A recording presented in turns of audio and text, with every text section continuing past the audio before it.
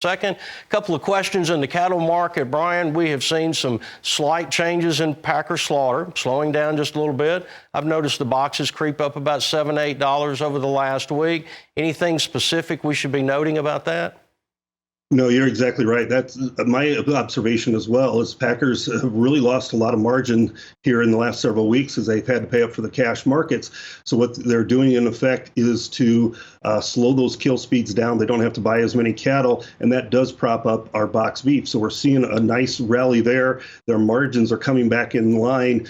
Right now, instead of a $60 to $70 a head loss, they're maybe at about $22, $23 a head loss.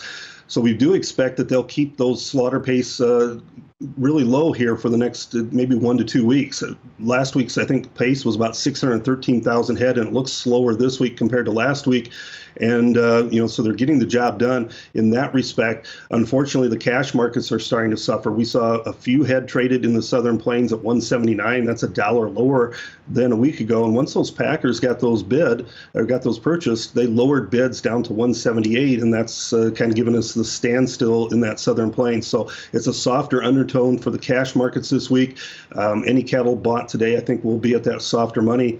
The cattle on feed report comes out tomorrow afternoon, which looks to be friendly. Once again, a couple different surveys have placement numbers between 94 and up to 96%.